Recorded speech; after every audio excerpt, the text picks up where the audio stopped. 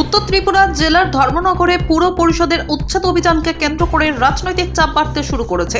অভিযোগ, গত 19 ডিসেম্বর ধর্মনগর পুর পরিষদের 20 নম্বর ওয়ার্ডের পদ্মপুর মহাদেব বাড়ি এলাকায় কোনো প্রকার পূর্ব নোটিশ ছাড়াই পুলিশ প্রশাসনকে সঙ্গে নিয়ে 6টি বাড়িঘর ভেঙে দেওয়া হয়। এই ঘটনার পরিস্থিতি খতিয়ে দেখতে বৃহস্পতিবার উচ্ছেদ হওয়া এলাকা পরিদর্শনে যান প্রদেশ ও জেলা কংগ্রেসের এক প্রতিনিধি দল। প্রতিনিধি দলে ছিলেন প্রদেশ কংগ্রেস কমিটির সম্পাদক চয়ন ভট্টাচার্য ও ইন্দ্রজিৎ পাল, জেলা কংগ্রেসের সাধারণ সম্পাদক মন্নত নাথ চৌধুরী ও অন্যান্য নেতৃত্বগণ। তারা উচ্ছেদ হওয়া পরিবারের সদস্যদের সঙ্গে কথা বলেন এবং তাদের সমস্যার কথা শোনেন। পরিদর্শনের পর কংগ্রেস প্রতিনিধি দল ধর্মনগর মহকুমা শাসকের সঙ্গে সাক্ষাৎ করে বিষয়টি নিয়ে আলোচনা করেন। কংগ্রেস নেতৃত্বের দাবি, উন্নয়নের নামে উচ্ছেদ কোনোভাবেই গ্রহণযোগ্য নয়। উচ্ছেদের আগে ক্ষতিগ্রস্ত পরিবারগুলোর উপযুক্ত পুনর্বাসনের ব্যবস্থা করা প্রশাসনের দায়িত্ব। এদিকে উচ্ছেদ হওয়া পরিবারগুলো প্রশাসনের কাছে দ্রুত পুনর্বাসনের দাবি জানিয়েছেন। পরিবারগুলোর অভিযোগ, আকস্মিক উচ্ছেদের ফলে তারা চরম অনিশ্চয়তার মধ্যে পড়েছেন এবং মাথা গোঁজার ঠাঁই নিয়ে সংকটে রয়েছেন। কংগ্রেস নেতৃত্ব স্পষ্টভাবে জানিয়েছেন, প্রশাসন যদি শীঘ্রই ক্ষতিগ্রস্ত পরিবারগুলোর পুনর্বাসনের ব্যবস্থা না করে তবে রাজ্য জুড়ে বৃহত্তর আন্দোলন গড়ে তোলা হবে। গোটা বিষয়টি নিয়ে রাজনৈতিক মহলে আলোচনা তুঙ্গে উঠেছে এবং প্রশাসনের পরবর্তী পদক্ষেপের দিকে তাকিয়ে রয়েছে সাধারণ মানুষ। নমস্কার সাংবাদিক বন্ধুদের, আমরা দাঁড়িয়ে আছি গত 19-12 ধর্মনগরের আরক্ষা দপ্তর এবং নগর পঞ্চায়েতের যৌথ উদ্যোগে আমাদের পদ্মপুরের 6টি পরিবার, হত দরিদ্র 6টি পরিবার, তাদের বাসস্থান ভেঙ্গে তছনছ করে দিয়েছে বুলডোজার দিয়ে। এটার আমরা নিন্দা জানাই, আমরা তীব্র প্রতিবাদ জানাই।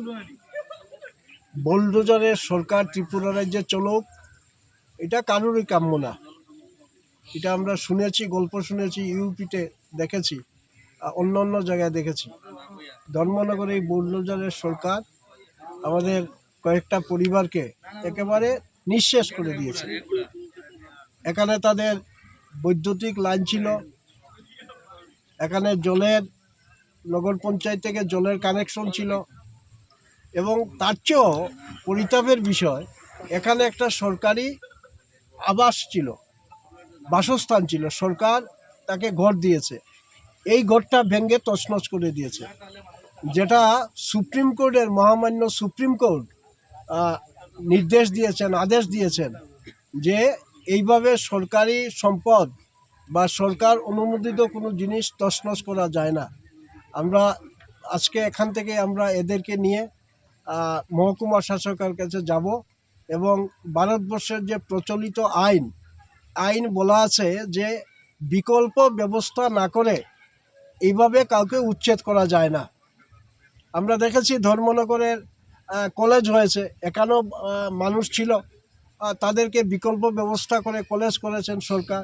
আমরা দেখেছি পুরনো টাউন হল, যেটা অর্ধেন্দু স্মৃতি ভট্টাচার্য টাউন হল, এখানেও কয়েকটা পরিবার ছিল, এদেরকেও পুনর্বাসন দিয়ে এখানে টাউন হল করা হয়েছে। এখানে মহিলাদের জন্য হোস্টেল হবে, বিরোধিতার কোনো বিষয় নেই, উন্নয়ন হোক। কিন্তু যে পরিবারগুলো 6টা পরিবার এখানে ছিল, তাদেরকে বিপর্যস্ত করে, তাদেরকে রাস্তায় পড়িয়ে, এটা কিসের উন্নয়ন? বাদ দেওয়ার মুরদ নাই, কিল মারার গুসাই, তার তীব্র প্রতিবাদ আমরা করছি। আমরা এক্ষুনি এখান থেকে এসডিও অফিসে যাব এবং এই অসহায় হতদরিদ্র পরিবারের পাশে আমাদের জাতীয় কংগ্রেস, আমরা এই অন্যায়ের বিরুদ্ধে আমরা লড়াই করব এবং তাদের যে সংবিধান প্রদত্ত যে আইন যেগুলো আছে, এগুলো যাতে তারা পেতে পারে এবং কেন এরকম ঘটনা ঘটলো তার আমরা সুষ্ঠু তদন্ত চাই।